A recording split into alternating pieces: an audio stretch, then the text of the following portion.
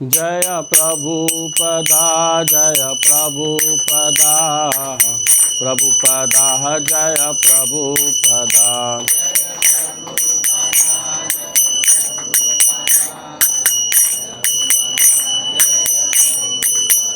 जय जय प्रभुपाद प्रभुपाद प्रभुपाद जय जय प्रभुपाद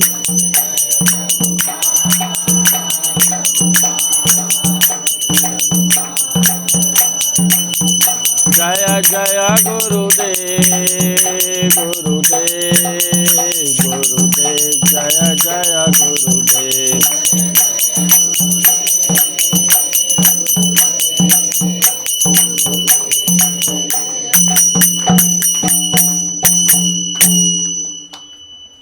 जयो राधा माधव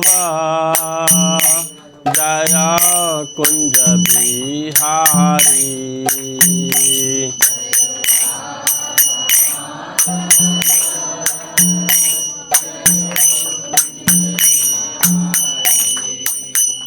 जय गोपी जन वल्लभ गिरिवरधारी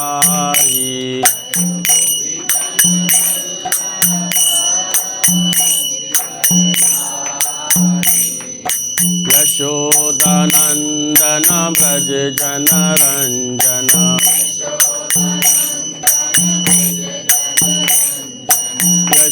यशोदानंदन ब्रज जन रंजन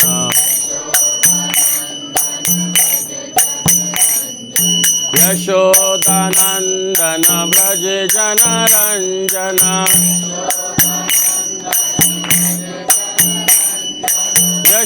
यशोदानंदन ब्रज जन रंजन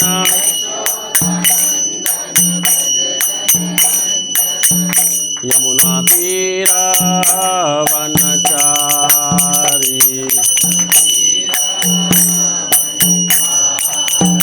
यमुना तीर वनचारी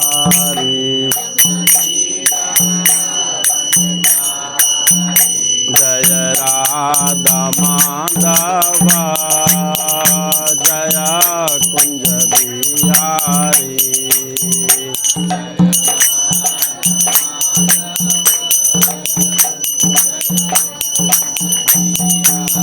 जय राधा माधव जय कुंज बिहारी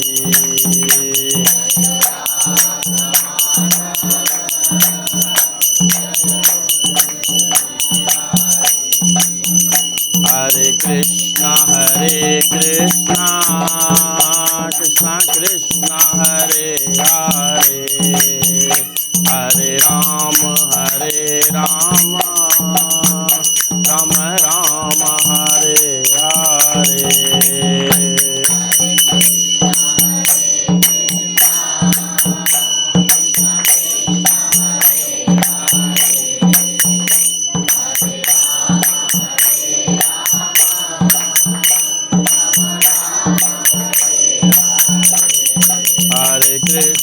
हरे कृष्णा कृष्णा कृष्णा हरे हरे हरे राम राम राम हरे हरे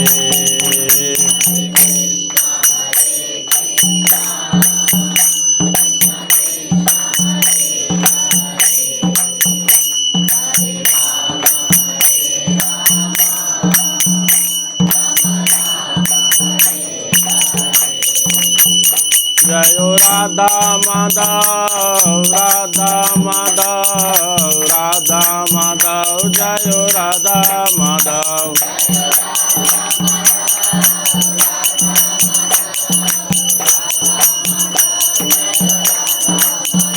जयो राधा गोविंद राधा गोविंद राधे।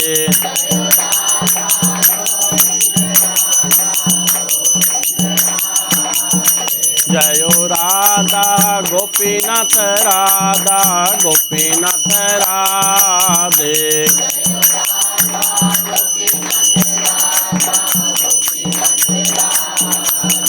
जयो राधा मदन मोहन राधा मदन मोहन राधे।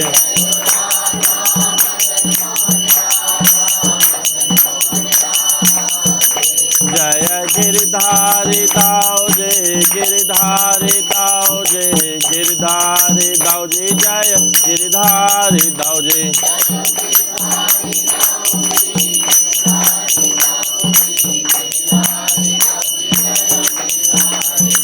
जय गौर निताय गौर निताय गौर निताय जय गौर निताय।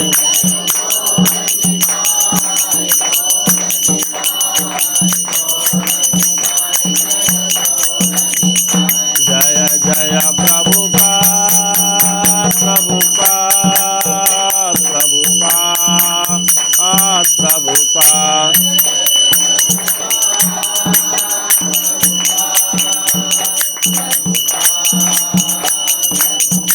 जय जय गुरुदेव गुरुदेव गुरुदेव गुरुदेव।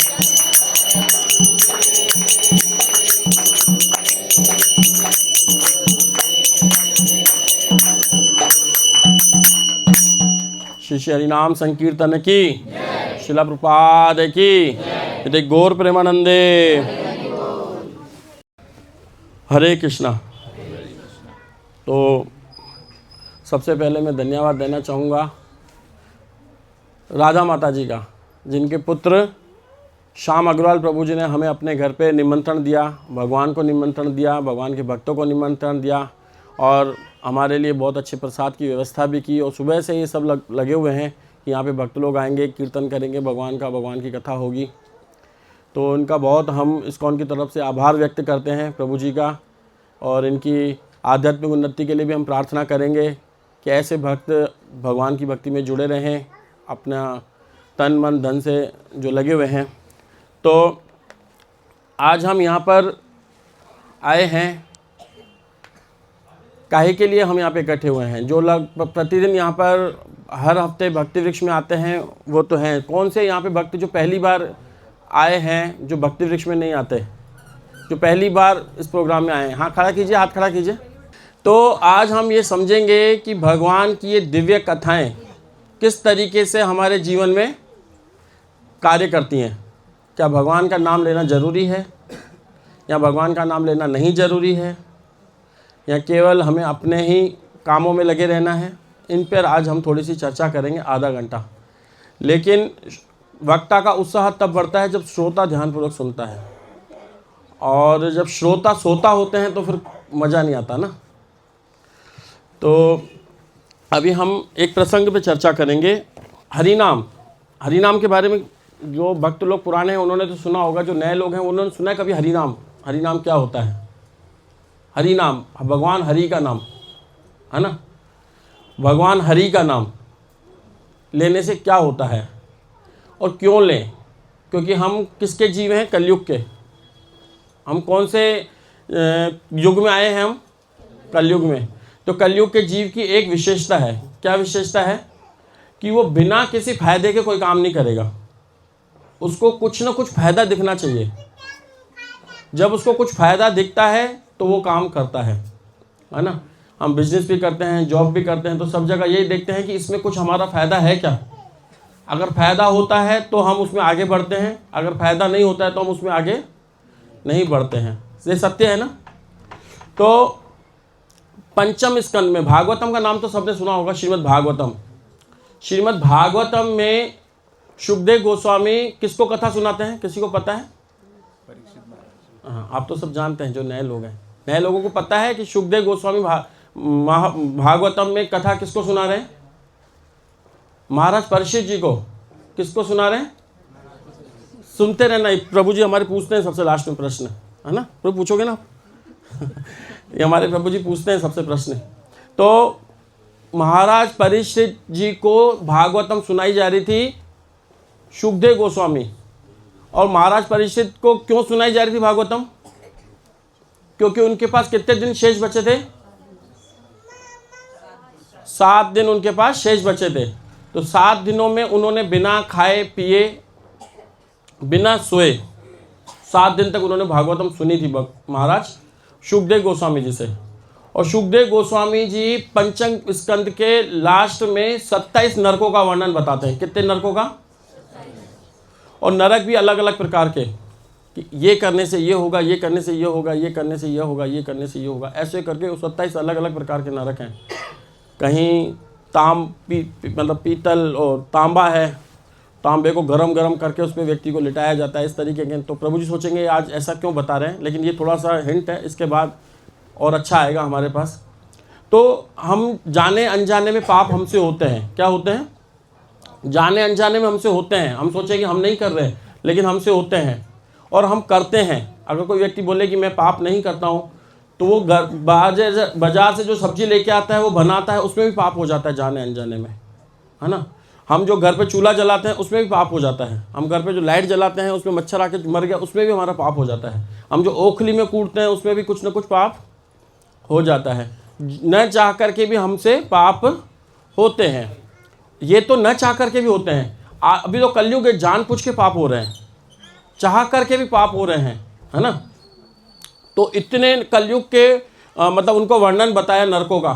तो महाराज परीक्षित ने कहा कि इसका उपाय क्या है? तो इसका उपाय भी बताया कि ये यज्ञ करोगे तो ये होगा, ये यज्ञ करोगे तो ये होगा, ये हवन करोगे तो इससे ये पाप कट जाएगा, इससे ये कट जाएगा, इससे ये कट जाएगा। तो महाराज परीक्षित ने कहा कि अगर ऐसा करें, ये पाप कट जाएगा, तो वो व्यक्ति दोबारा पाप करेगा? बोला हाँ, फिर दोबारा पाप करेगा। मतलब कि जैसे हाथी स्नान, कभी आपने देखा है हाथी स्नान? हाथी स्नान कैसा होता है आपको पता है? फिर बमड़ बैर उठीस, हाथी स्नान देखा है आपने? गज हाथी स्नान कैसा होता है आपको पता है? हाथी स्नान जब वो हाथी करने जाता है और बाहर आकर के वापस मिट्टी लेकर के अपने ऊपर छिड़क देता है, फिर जाता है नहाने के लिए और फिर अपने ऊपर मिट्टी छिड़क देता है। ये ऐसा स्नान क्या बोलते हैं हम? हाथी स्नान।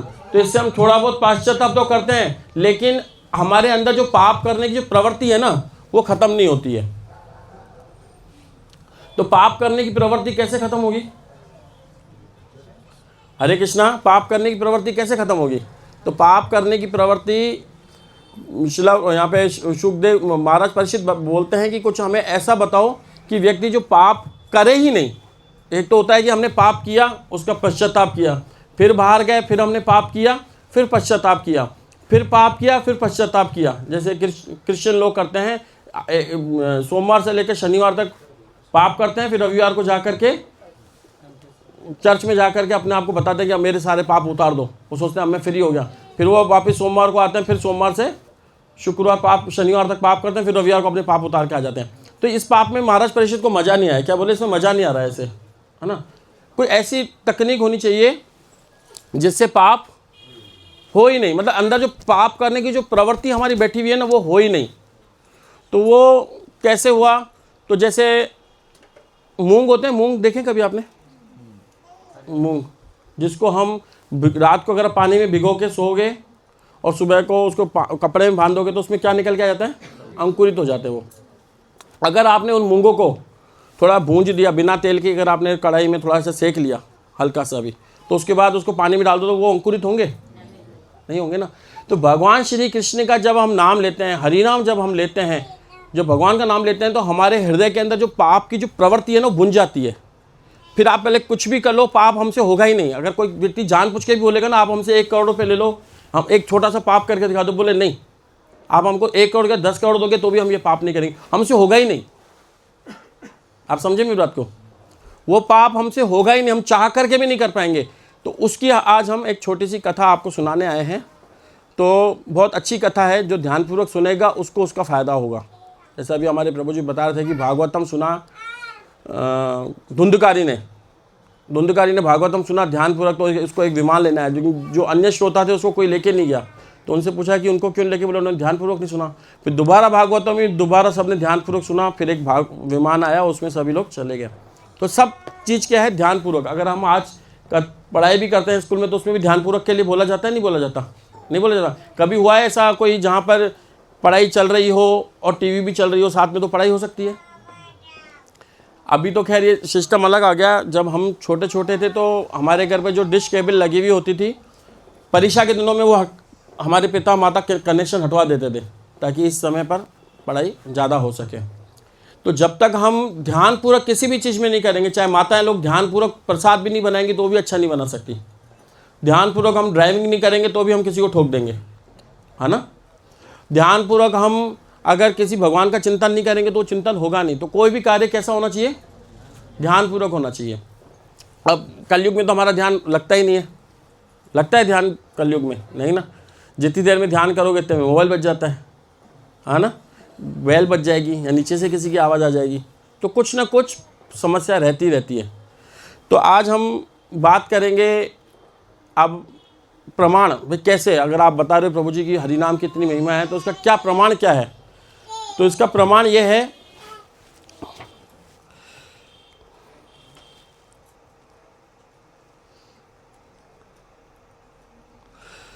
तो गंगा जमुना सरस्वती कानपुर के पास में बीच में एक कन्याकुंज नाम का एक गांव है। उस गांव में कौन रहता था, एक बहुत ब्राह्मण रहता था, और ब्राह्मण का एक पुत्र था, उसका नाम क्या था, अजामिल। अजामिल की कथा आप सबने सुनी होगी। तो वो जो ब्राह्मण का जो पुत्र था अजामिल, उसने कौन सी, वो पूरा अच्छा ब्राह्मण था, पक्का ब्राह्मण था। उसने पूरे कोर्स कर रखे थे, सारे कोर्स उसने कर रखे थे। ब्राह्मण तत्व के जो कोर्स होते हैं उसने सारे कोर्स कर रखे थे और पक्का ब्राह्मण बन चुका था।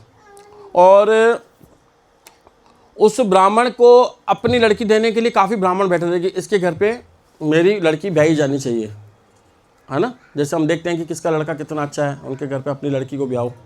तो वैसे उस ब्राह्मण का पुत्र जो अजामिल था, उसके लिए काफ़ी पिता अपनी बेटी देने को तैयार थे कि हाँ अपनी बेटी यहाँ पे हम देंगे। लेकिन एक बहुत योग्य ब्राह्मण था, उसकी बहुत सुशील स्त्री पुत्री थी, और उसने उनको ब्याह दिया और बहुत प्रसन्न हुआ कि मैंने बहुत बड़ा काम कर दिया, मैंने मेरी पुत्री को अजामिल से ब्याह दिया। ये वो सोच रहा था और ये सही भी था। तो एक दिन वो सुशील ब्राह्मण का जो पुत्र था अजामिल, उसको एक पिता ने एक काम बताया कि आप थोड़ा जंगल में जा कर के क्या लेके आओ, थोड़ी लकड़ी, थोड़ा फूल, थोड़ा पुष्प, थोड़ा घास वगैरह लेके आओ, तो हम घर में कुछ भगवान की पूजा भी करें और कुछ भोग का प्रसाद भी बनाएं। कौन बोला? अजामिल के, किसको बोला? अजामिल को। और अजामिल कौन था? ब्राह्मण था अजामिल। और अजामिल की क्या क्वालिटी थी, वो पूरे कोर्स ब्राह्मण के कर चुका था। JHD course, IDC course, ISKCON disciple course सब कर चुका था वो। भक्ति शास्त्री, भक्ति वृक्ष, भक्ति वैभव, भक्ति सर्व, सारे वो कोर्स कर चुका था। तो जितने भी वो कोर्स कर चुका था, इसलिए वो सबसे पक्का ब्राह्मण हो चुका था। सारे ब्राह्मण के गुण थे उसके अंदर। ब्राह्मण के गुण क्या क्या होते हैं? ब्राह्मण के गुण ये होते हैं कि उसके अंदर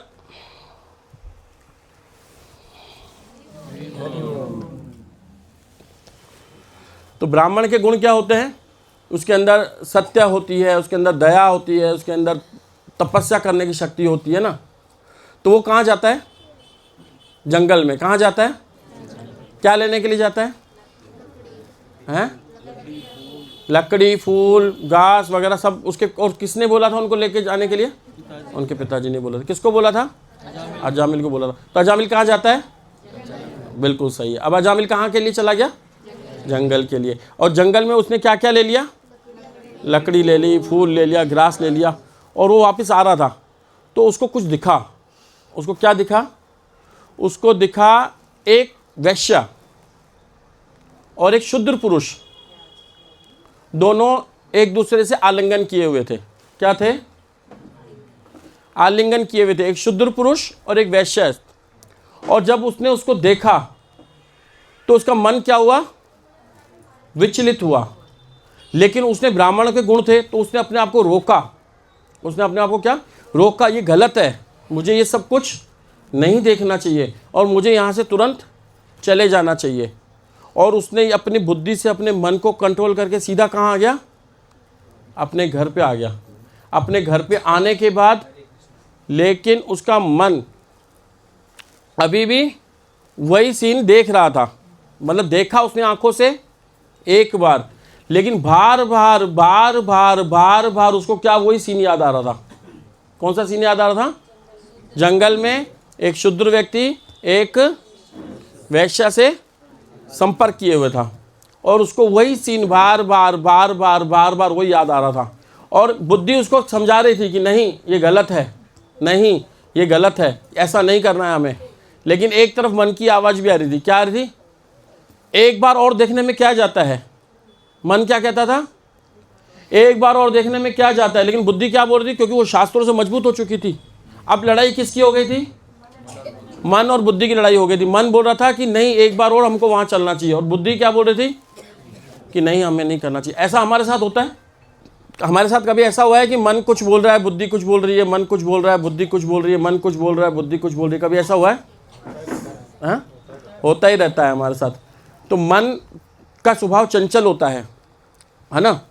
और भगवान श्री कृष्ण भगवद गीता में बताते हैं यही मन हमसे, हमारा सबसे बड़ा कौन है? और यही सबसे बड़ा मित्र। तो अगर ये हमारे कंट्रोल में है तो हमारा मित्र है, अगर हम इसके कंट्रोल में हैं तो शत्रु है। तो मन कौन है? हमारा मित्र और शत्रु भी। लेकिन हम उसको कौन से, अगर वो हमारा मास्टर बन के बैठा है तो हमारा शत्रु, अगर हमारे कंट्रोल में है तो हमारा मित्र। अब वो अजामिल तो देख के आ गया वो एक सीन, है ना। अब बार बार उसके दिमाग में वही चीज़ आ रही है, वही चीज़ आ रही है, वही चीज़ आ रही है। मन बोल रहा है चलो एक बार और, बुद्धि बोल रहा है नहीं। लेकिन वो किसकी बातों में आ गया? मन की बातों में आ गया, है ना। तो मन की बातों में जा करके वहाँ जाता है और एक बार उसको देखता है, देखता ही नहीं है, साथ में ले आता है। क्या करता है? उसको साथ में ले आता है। और जब साथ में ले आता है तो घर वाले पूछते हैं कौन है ये? तो क्या बोलते हैं कि नौकरानी है, घर पे मैं एक नौकरानी के लिए लेके आऊँ। घर पे अपन को काम की मेड की ज़रूरत है, तो घर पे काम कितना रहता है, सेवाएं कितनी रहती हैं, तो ये घर का काम करती रहेगी।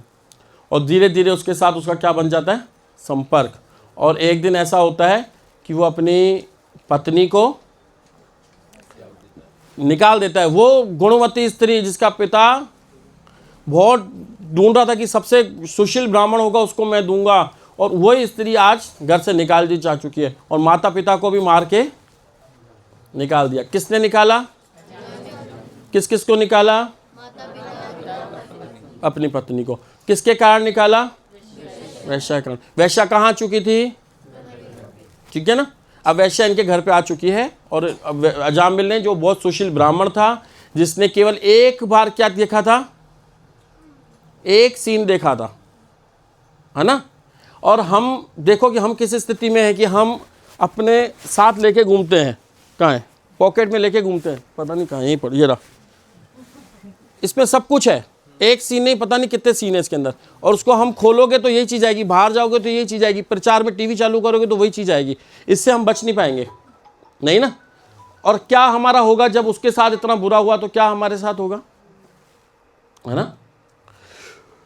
लेकिन जब उनके घर पे आया तो जितना भी उसके पास जो पैसा था सारा वो वैश्या को ऊपर लगा चुका था। उसको तो वैश्याओं को नई नई डिमांड चाहिए होती है, आज ये चाहिए, आज वो चाहिए, आज ये चाहिए, आज वो चाहिए। तो उसकी पूर्ति करते हुए क्या करा, जो पैसा था पहले तो वो सारा खत्म कर दिया। किसने खत्म कर दिया? अजामिल ने। किसके ऊपर खत्म कर दिया? वैश्या के ऊपर। अब और पैसा चाहिए था। अब और पैसा कहाँ से आएगा? ईमानदारी कमाई तो थोड़ी होती है, मोटी कमाई के लिए क्या करना पड़ता है। तो वहाँ पर चोरी डकैती, किसी को मारना, किसी को लूटना, इसका धन चुरा लेना, ये करने लगा वो, और खुश करने लगा वैश्या को। वो एक मूवी आई थी, देखी थी आप सबने? एक विलियन क्या था उस, हाँ नहीं, उसमें वो बार बार उसको बोलता है कि अब तुम्हें शिकायत का मौका नहीं मिलेगा। और वो किसके लिए करता है सब कुछ? देखा था आपने मूवी? किसके लिए करता है? एक स्त्री के लिए करता है, और पता नहीं कितनों को खून करता है, बस उसका सामग्री लाके उसको देता है। वो एक बार उसको आई लव यू बोलती है बस, और कुछ नहीं। दोबारा आई लव यू सुनने के लिए वो दोबारा किसी का खून करता है, फिर उसके सामग्री लाके उसको देता है।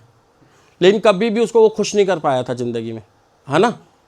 ये सत्य घटनाएं हैं, और हमको इस पर विचार करना चाहिए कि ये नहीं है केवल हम स्टोरी के रूप में सुन रहे हैं। हमारा जीवन क्या होने जा रहा है, हमको वो देखना है कि हम किस पतित अवस्था में हम जाते जा रहे हैं, है ना। हमको पता नहीं पड़ पा रहा है कि जिसको एक चीज़ को उसके देख कर के उसका घर इतना बिगड़ गया। आज हमारी टीवी में सुबह से शाम केवल वही चीज़ चलती रहती है।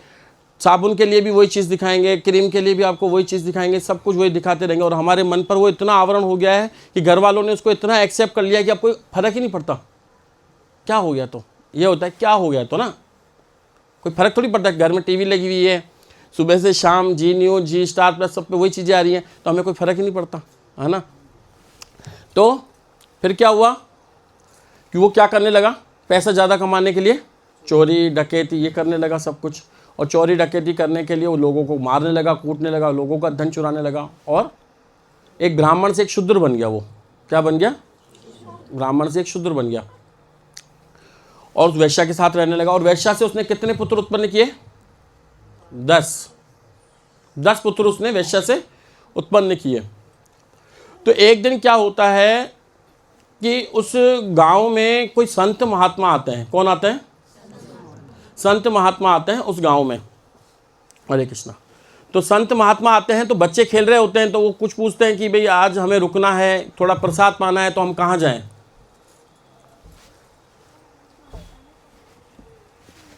हरे कृष्णा।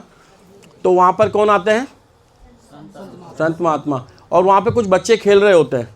और बच्चों से वो संत महात्मा क्या पूछते हैं कि आज की रात हमें रुकना है और प्रसाद पाना है, भोजन पाना है, तो हम कहाँ जाएं। तो वो सब बच्चे जैसे मजाक करते हैं, आज हमारी गली मोहल्ले में कई बार बच्चे मजाक कर लेते हैं ना, तो वैसे उन्होंने मजाक किया। वो घर है, उस घर में जाओ, बहुत अच्छा ब्राह्मण रहता है वहाँ पर, उस ब्राह्मण के घर जाओ आप, तो आपको सारी सुविधाएं वहीं मिलेंगी। तो बोला ठीक है, अजामिल के घर पे। तो वो जाते हैं, नॉक करते हैं, दरवाज़ा नॉक करते हैं। तो कौन निकल के आता है बाहर, अजामिल की पत्नी। कौन सी वाली, वैश्या। वो बाहर आती है। और बाहर आती है तो वो उससे पूछता है कि हमें आज आपके घर पे रहना है। लेकिन वो वैश्या बोलती है कि नहीं, आप संत हो, पुरुष हो, महात्मा हो, तो आप, हमारा घर वैसा नहीं है, हम शूद्र हैं, हम कुलीन हैं, मतलब बहुत गलत हैं, हम वैश्य हैं, हम आप हमारे घर का खाओगे तो बिल्कुल आपको क्या हो जाएगा, पाप लग जाएगा। और संत महात्मा जब ये बातें सुनते हैं तो उनको बहुत अच्छा लगता है कि एक कोई व्यक्ति जब सच्चाई बताता है ना खुद के बारे में, तो व्यक्ति बहुत खुश होते हैं संत महात्मा कि कम से कम एक्सेप्ट कर रहे हैं इस चीज़ को कि हाँ हम गलत हैं। और वो बोलते हैं कि आपने माता बहुत अच्छा किया कि आपने हमें बचा लिया, नहीं तो आज हम आपके घर का खाते तो हम बहुत ज़्यादा पतित हो जाते। ये कौन बोलते हैं, संत महात्मा। किसको बोलते हैं, वैश्या को बोलते हैं। फिर वैश्या क्या बोलती, अब उनकी नज़र जाती है कि आप गर्भवती हैं। वो बोलते हैं हाँ मैं गर्भवती हूँ। तो ठीक है, ये जो आपका पुत्र हो ना, उसका नाम क्या रखना, नारायण। क्या रखना नाम, बस इतना बोल के वो चले गए। और जब अजामिल आता है घर पे तो उसकी पत्नी उसको बताती है कि ऐसे ऐसे संत महात्मा आए थे और उनको मैंने प्रसाद वगैरह दिया नहीं। मोबाइल साइलेंट मोड पे कर दीजिए। तो अजामिल को उन्होंने पूरे वृत्तांत बताया कि कैसे संत महात्मा आए थे और जो होने वाला जो बच्चा है उसका नाम भी बता के गए। क्या बता के गए थे, नारायण। तो कुछ समय बाद वो बच्चा भी होता है। क्या होता है, बच्चा होता है छोटा, तो उसका नाम क्या रखते हैं, नारायण। अब धीरे धीरे आपको पता है, हम भी समझते हैं कि धीरे धीरे व्यक्ति का मोह जब वो एजेड होता जाता है तो और में से मोह निकल जाता है, लास्ट वाले बच्चे पर ज़्यादा मोह पड़ जाता है। होता है ना ऐसा, जो छोटा बच्चा होता है मोह उसमें चला जाता है। अब वो धीरे धीरे उसके शरीर की शक्ति भी खत्म होती जा रही है। और वो कितने साल का हो चुका था, 88 साल का हो चुका था। कितने साल का हो चुका था, 88 साल का हो चुका था। तो 88 साल होने के बाद वो एक पलंग पर सोया हुआ था और अपने पुत्र में आनंद ले रहा था।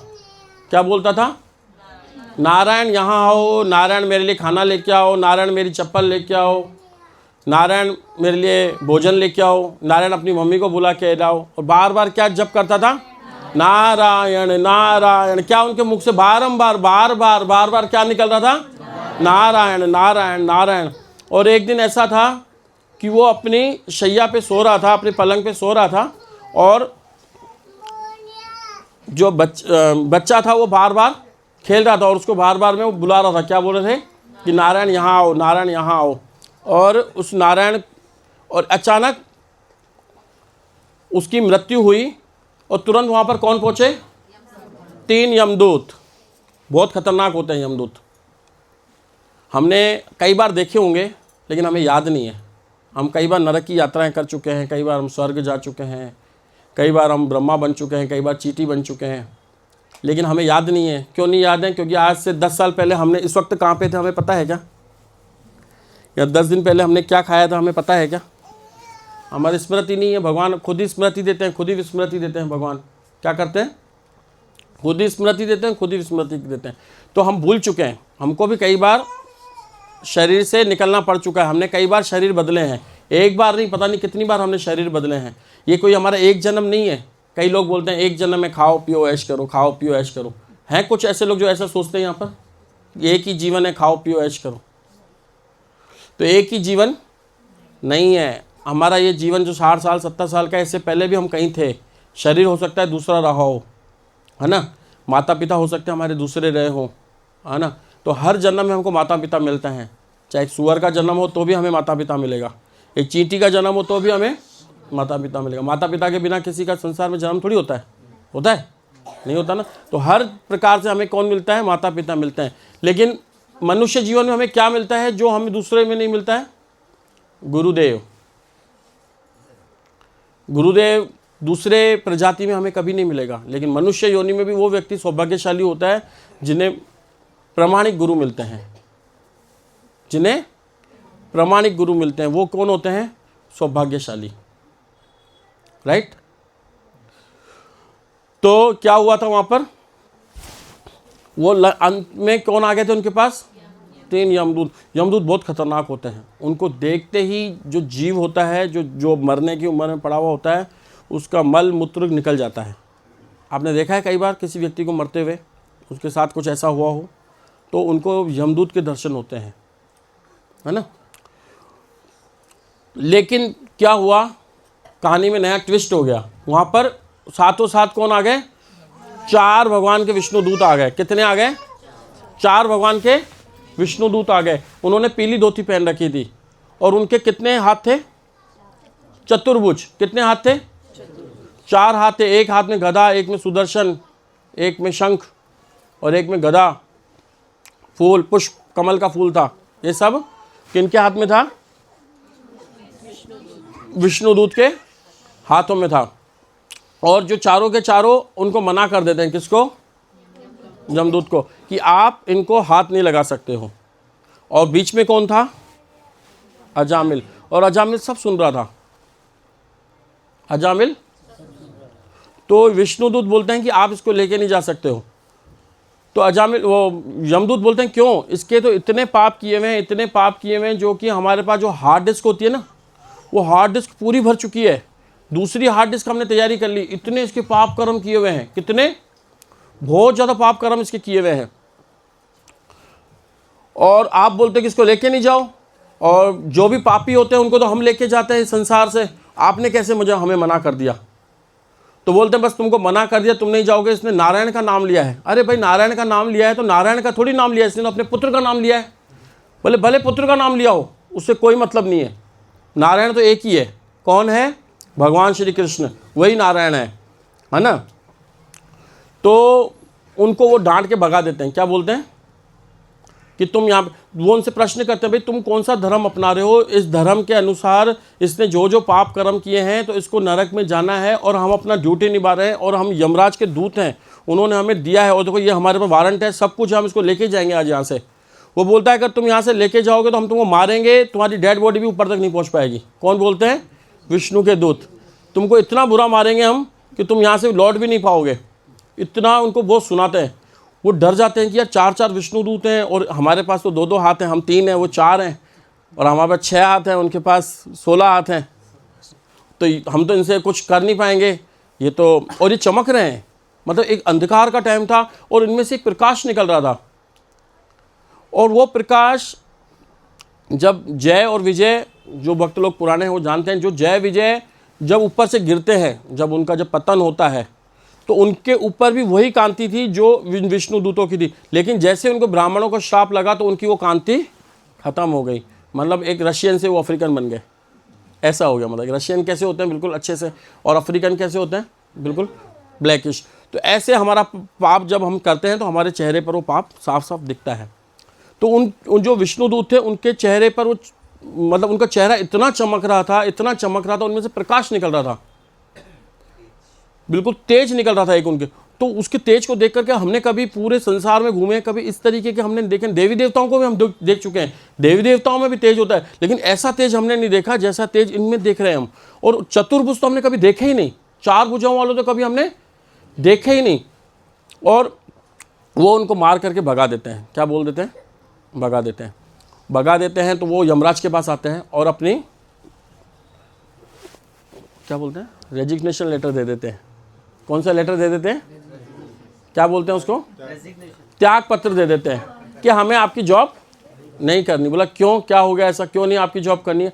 बोले हम तो सोचते थे कि आप सबसे सर्वश्रेष्ठ हो, हम आपके अंडर में रहकर सुखी हैं, लेकिन पहली बार ऐसा हुआ है कि कोई दूसरा व्यक्ति आकर के हमको मार के भगा दिया और हम कुछ नहीं कर पाए वहाँ पर। तो बोले अब क्या करना चाहिए? फिर उनको बताया, उनसे पूछा कौन विष्णुदूत थे, तो यमराज जी वो बताते हैं। कौन से बोलते हैं कि कभी भी 3 चीज़ों का ध्यान रखना। उन 3-4 चीज़ों को उनको क्या दिया, बताया कि जिस भी व्यक्ति के तिलक लगा हुआ हो वहाँ दूर दूर तक मत जाना तुम। यमराज बोलते हैं यमदूतों को, क्या बोलते हैं? भगवान श्री ये गोपी चंदन जहाँ भी लगा हुआ हो उसके इर्द गिर्द मत जाना, वो अपने आदमी नहीं है, वो किसी भगवान के आदमी है, उनके पास आपको जाना ही नहीं है। और अगर किसी के गले में तुलसी माला हो, पट्टा बंधा हुआ हो, तो इसको पट्टा बोलते हैं। वैष्णव इसको क्या बोलते हैं? पट्टा। पट्टा किसको पहना जाता है? तो 2 प्रकार के कुत्ते होते हैं, एक पालतू, एक फालतू, है ना? एक पालतू और फालतू। तो पालतू कुत्ते कौन से होते हैं? जिनके गले में पट्टा होता है। और फालतू होते हैं आवारा, घूमते रहते हैं ऐसे, है ना? तो जो फालतू होते हैं तो उनको तो कभी नगर निगम वाले भी उठा के ले जाते हैं, है ना? और पालतू लोगों को वो घर में रहते हैं, उनका बॉस उनके साथ रहता है, उनको साथ सुबह को लेके भी जाता है साथ में, और सैर भी करा के आता है, पलंग पे भी बिठाता है, गाड़ी में भी घुमाता है। वो होते हैं पालतू। और एक होते हैं फालतू। फालतू जो होते हैं उनको नगर निगम वाले ले जाते हैं, यानी कि यमदूत उनको ले जाएंगे, उनको कुछ खाना भी नहीं मिलता बराबर ही वो और हैं, हाँ भगा देते हैं ना। और तीसरे कौन से होते हैं? जो भगवान का नाम, जो मतलब इनमें और बताया कि जो भगवान हरि का नाम ले रहा हो तो उनके पास कभी मत जाना। तो भगवान उसने कितने नाम पुकारे थे? नारायण। कितने शब्द हैं उसमें? 4 अक्षर हैं, शब्द तो ज़्यादा हो जाएगा ना। एक शब्द नारायण, 4 अक्षर ना हैं उसके अंदर, नारायण। इसीलिए 4 दूत आए हैं। और हम इस्कॉन वाले जो हैं, हम क्या बुलवाना सिखाते हैं? हरे कृष्णा कृष्णा कृष्णा हरे हरे, हरे राम राम राम हरे हरे। तो हमारे पास अब कोई भी व्यक्ति बताओ गिनती करके हमारे पास कितने दूत आएंगे हमको लेने, अगर हम कभी हैं? 16 आएंगे? नहीं नहीं, हरे कृष्ण महामंत्र जब हम जपते हैं, चाहे अनजाने में चाहे जाने में, है ना।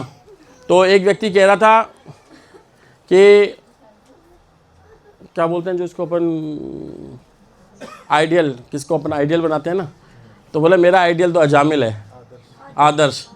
बोले कैसा? बोले यहाँ भी मजा और लास्ट में बैकुंठ। तो यहाँ भी मज़ा मिल रहा है और लास्ट में बैकुंठ भी मिल रहा है। तो ऐसा केस कोई कोई होता है और भगवान अपनी इच्छा से करते हैं। तो जब हम हरे कृष्ण महामंत्र जपते हैं तो ये हरे कृष्ण महामंत्र कलयुग का मंत्र है। क्या है? हरे नामा हरे नाम एव केवलम कलो नास्ते व गतिरन्यथा। तो हम जो कलयुग का कौन सा मंत्र है, महामंत्र बताइए? हरे कृष्णा कृष्णा कृष्णा हरे हरे, हरे राम राम राम हरे हरे। तो ये जब ये उन दोनों की वार्तालाप चल रही थी, किनकी? विष्णुदूतों की और यमदूतों की। तो वो कौन सुन रहा था? अजामिल। लेकिन वो तुरंत उनको भगा करके विष्णुदूत भी वहाँ से चले गए, मतलब उसको लेके नहीं गए अपने साथ में, क्योंकि अभी उसका टाइम बाकी था। और ऐसी गलतियां कई बार यमदूत कर देते हैं, कई बार गलत एड्रेस से पहुंच जाते हैं, जाना होता है वहाँ। एक बार ऐसा केस हुआ था खातीपुरा में, बताया था कि एक गली में गीता नाम की स्त्री थी, वो कोई ख़त्म हो गई थी। वो अच्छा सा आया था, पेपर में भी आया था। तो गीता नाम की स्त्री ख़त्म हो गई थी और पता चला कि ये दूसरी है, ये वो नहीं है। तो वापस उस गली में कुछ सेकंड के बाद वो स्त्री तो वापस जीवित हो गई, गीता नाम की दूसरी ख़त्म हो गई। तो ये केस ऐसा हुआ था। और एक बार क्या हुआ, श्रीला भक्ति सिद्धांत सरस्वती ठाकुर महाराज का एक शिष्य था जो भक्ति सिद्धांत सरस्वती गोस्वामी महाराज से क्या लिया था, दीक्षा लिया था, और उसने पाप कर्म करना चालू कर दिए थे। और लास्ट में उसको जब मरना पड़ा तो यमदूत आए, उसको लेके चले गए। और यमराज जी थे, और बहुत बड़ी सभा चल रही थी। और उसमें कौन बैठे थे, उनके भक्ति सिद्धांत सरस्वती गोस्वामी महाराज के कटघरे में खड़ा कर दिया। किसको, उनके शिष्य को। तो बोले तुमने बहुत पाप किए हैं, तुमने कोई जीवन में अच्छा काम किया हो तो बताओ। यमराज जी ने बोला तुमने कोई जीवन में अच्छा काम किया हो तो बताओ। तो उन्होंने बोला कि मैंने एक ही अच्छा काम किया बस, कि मैंने परम पूज्य भक्ति सिद्धांत सरस्वती गोस्वामी महाराज से दीक्षा ली थी मैंने। और यमराज जी के बिल्कुल खड़े हो गए, स्तंभित हो गए, क्या हुआ, किसका नाम ले रहे हो तुम, किस पर्सनैलिटी का नाम ले रहे हो। और तुरंत वहाँ पर भक्ति सिद्धांत सरस्वती गोस्वामी महाराज प्रकट होते हैं और उनको तुरंत रिहा किया जाता है और बोलते हैं कि तुम नीचे जाओ, अभी मेरे ये शिष्य वहाँ पे चल रहे हैं और उनसे जाकर के आप दीक्षा लो। और ये कितनी सेकंड में हो गया, मतलब घर पे वो ख़त्म हुआ व्यक्ति, इतने में वो ऊपर भी उसको ले गए और सारे कोर्ट केस भी हो गया, उसको वापस नीचे भेज दिया। और वापस वो जब उसको ले जा रहे तो वापस खड़ा हो गया वो व्यक्ति चिता पर से, बोले नहीं। और उठ के तुरंत वो उनके पास गया तो बोले कि ना मुझे आपसे दीक्षा लेनी है, ऐसे ऐसे गुरु महाराज ने बोला है। बोले मेरे पास पहले इन्फॉर्मेशन आ चुकी है इस चीज़ की। तो उनको वापस वो दीक्षित करते हैं और उनको दीक्षित करने के बाद वो भगवान का नाम वापस लेना चालू करते हैं और वापस उनको विष्णुदूत आते हैं, लेके जाते हैं। तो ऐसे हमने कई बार देखा है हरिनाम से। एक बार भक्ति सिद्धांत सरस्वती गोस्वामी महाराज और भक्ति विनोद ठाकुर, वो एक बार किसी गांव में गए थे, तो उनको कहीं रात को रुकना था। तो एक बहुत सुंदर हवेली थी, तो बोलते हैं आज हम यहीं रुक जाते हैं। तो उन्होंने बोला कि यहाँ आप अच्छे संत हो, मैं आपको बताता हूँ कि यहाँ मत रुको। बोला क्यों, बोले यहाँ बहुत भूत प्रेत रहते हैं, इसलिए इस हवेली में आपको रुकना सही नहीं है। तो भक्ति विनोद ठाकुर क्या बोलते हैं, नहीं हम तो फिर अब इसी में रहेंगे, अब तो हम इसी में रहेंगे। और जा कर के रात को पूरी रात हरिनाम कीर्तन करते हैं और जो भूत थे उनको मतलब मुक्त करते हैं उनसे और उनको नया जन्म मिलता है। फिर वो दीक्षित होते हैं और फिर वो बैक टू वर्ड जाते हैं। तो हमको क्या पता चला कि वो कहाँ जाता है फिर, जब उसने अजामिल को लेके नहीं गए तो अजामिल जब ये पूरी वार्ता सुनता है तो उसको पता चलता है कि मैंने जीवन में कितनी बड़ी गलतियाँ की हैं, है ना। और वो वापस कहाँ चल जाता है, हरिद्वार जाता है। और हरिद्वार में जब जाता है तो वो मंदिर में बोलता है कि भाई मुझे रख लो। तो बोला 88 साल व्यक्ति को कौन रखेगा, कोई नहीं रखता 88 साल व्यक्ति को। और उसके साथ उसके बुरे कर्म इतने किए हुए थे।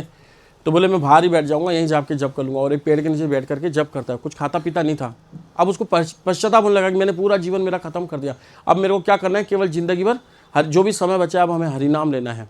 उसने क्या लिया, हरिनाम लेना चालू किया। और हरिनाम लेना चालू किया तो कुछ खाता पीता नहीं था, जो लोग कुछ दे जाते तो खा लेता था। जब खाता पीना नहीं था तो वॉशरूम वगैरह की ऐसी कोई प्रॉब्लम पड़ती नहीं थी, तो वहीं बैठ करके भगवान के नाम में ध्यान लगाता गया, हरे कृष्णा कृष्णा कृष्णा हरे हरे, हरे राम राम नाम हरे हरे। और जब उनकी मृत्यु हुई तो वही चारों दूत वापस आते हैं, विष्णु दूत, और वो वापस उनको एक बड़ा उनका एक स्वरूप प्रकट होता है और उनको एक विमान में ले जाया जाता है। कौन से विमान में, एक बैकुंठ का विमान आता है।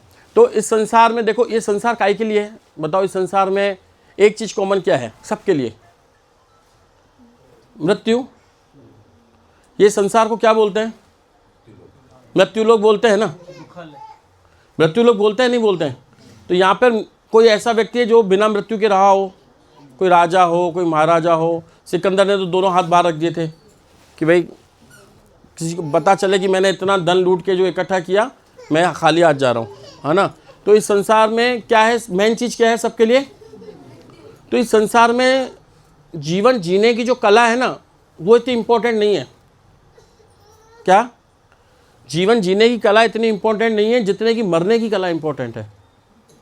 कि मर करके हम जा कहाँ रहे हैं, नीचे की तरफ, ऊपर की तरफ, कहाँ जा रहे हैं। तो हमको कौन सा जीवन का तरीका आना चाहिए कि जीवन भर हम ऐसा प्रैक्टिस करें, ऐसा कुछ अभ्यास करें, भगवान का नाम ऐसा लें कि हम अंत के समय पे हमारे मुख पे क्या हो, हरि नाम हो।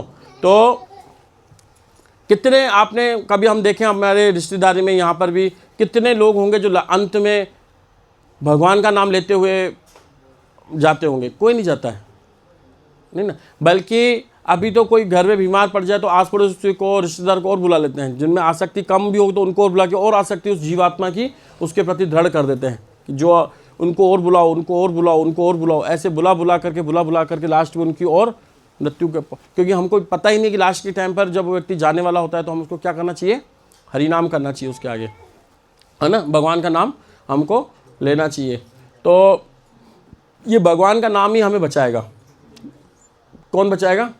क्योंकि देखो हम कलयुग के जीव हैं, हम रात को सोते लेट है, धंधा लेट चलता है हमारा, ठीक है ना, और उसके बाद सुबह को उठते भी लेट है, ठीक है ना, उठने की इच्छा होती नहीं है सुबह को जल्दी, और सर्दियों में तो कई लोग नहाते भी नहीं है, मैंने देखा है, बोलते हैं हम नहाते हैं पर नहाते नहीं है, थोड़ा बहुत परफ्यूम लगा लिया, बाल वाल सेट कर लिया और चले जाते हैं, वो सोचते हैं कि हमने नहा लिया।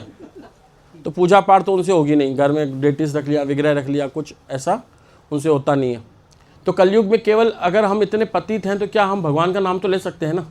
क्या भगवान का नाम भी नहीं ले सकते हम? क्या उसमें कुछ खर्चा है हमारा? नहीं है ना खर्चा। तो हमको प्रतिदिन सुबह को उठ करके सबसे पहले एक कार्य करना चाहिए कि हमको भगवान का नाम लेना चाहिए। कितने लोग यहाँ पे जो नए आज आए हैं जो भगवान का नाम लेते हैं? भगवान जो नए लोग यहाँ पे जुड़े हैं, लेते हो आप भगवान का नाम? Very good. आप लेते हो? कौन सा नाम लेते हो भगवान का? श्रीमन नारायण। वेरी गुड, बहुत अच्छा है, हमें लेना चाहिए भगवान का नाम, लेकिन किस विधि से लिया जाए वो हमको एक अच्छे से सिखाया जाता है अंतर्राष्ट्रीय कृष्ण भावनामृत संघ में, जिसका हम एक नया प्रोग्राम चालू करने जा रहे हैं कल से ही, है ना। प्रभु जी घर पे होगा प्रोग्राम। तो मैं अपनी वाणी को यहीं विराम देता हूँ कि अजामिल की लास्ट में हमने जो पूरी स्टोरी सुनी, तो अजामिल को क्या मिला? भगवान धाम मिला। किसकी वजह से मिला? नारायण के नाम से। उसके किसका नाम ले रहा था वो? बेटे का। उसका भी नहीं ले रहा था, मतलब भगवान का नाम नहीं ले रहा था, किसका नाम ले रहा था? बेटे का। तो भी उसको इतनी, तो अभी हमें ये समझना चाहिए कि हमको अपने पुत्रों का, उनको बच्चों का नाम कुछ ऐसा रखना चाहिए, केशव, माधव, गोविंद, नारायण, ऐसे नाम रखना चाहिए कि हमको गलती से हमारे मुख से भगवान का नाम तो निकले। अब हम रखते ही ऐसे वैसे नाम है, फिर पता ही नहीं पड़ता क्या होता है ना। तो इसीलिए हमको प्रतिदिन सुबह को उठ करके भगवान के नाम का जाप करना चाहिए। तो मैं अपनी वाणी को यहीं विराम देता हूँ। किसी का कोई प्रश्न है तो वो पूछ सकते हैं। अजामिल का नाम हमारे से जोड़ के कर सकते हैं उसको। हम जो उन्होंने एग्जाम्पल दिया कि जिस स्त्री के पीछे वो इतना पागल हो रखा था, वो माया देवी हमारे आसपास ही रहती है। हम उस मोबाइल से, कभी किसी और चीज़ से, कभी किसी और चीज़ से बार बार उससे बंधे हुए हैं और उसको हमारे जीवन में लेके आ गए हैं। नहीं मिलता तो उसके लिए तड़पते हैं, मोबाइल लाओ, रिचार्ज कराओ, मुझे वो मूवी देखना है, मुझे वो खाना है बाहर का, चाहे कैसा भी हो, सड़ा गला गंदा। और फिर हम उसको घर में ले आते हैं, बुरे विकारों को घर में ले आते हैं, गलत संगत को घर में ले आते हैं अपने मन में, और फिर निकल नहीं पाते हैं उससे बाहर। और वो हमें इस तरह से फंसा लेती है कि जीवन हमारा पूरा चला जाता है। और उसके बाद में क्या होता है, हमारे पास ऑप्शन ही नहीं बचता। भगवान का नाम लेना तो बहुत दूर की बात है, हम सोच ही नहीं पाते हैं। तो प्रभु जी ने बड़ी सुंदर कथा है, बार बार ये कथा सुनने को मिलती है, सैकड़ों बार सुनी होगी प्रभु जी ने। और श्रीमद् भागवतम में इस तरह की अनेकों कथाओं का वर्णन है, जो रियल में जो पहले पिछले युगों में जो जो घटनाएं हुई उसका वर्णन आता है। तो हरि कथा सुनना और श्रवण, उसका आनंद लेना, उसका भी बहुत बड़ा फल है। वो कभी प्रभु जी आगे कभी आप अवसर देंगे उनको तो सुनाएंगे, आपको बहुत सुंदर कथा सुनाते हैं।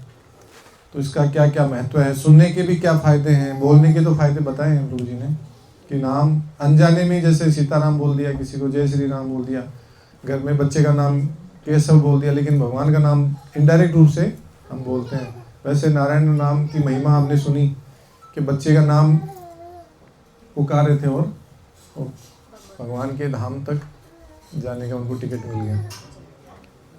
तो प्रभु जी की बहुत ग्रेटिट्यूड के साथ हम उनको बहुत बहुत धन्यवाद देंगे। एक बार हरे कृष्ण महामंत्र बोल करके, हरे कृष्णा कृष्णा कृष्णा कृष्णा हरे हरे, हरे राम राम राम हरे हरे। श्लोपाद कीजिए। His Grace विशंबर गुरु प्रभु जी की, जगत गुरु सेन प्रभुपाद की।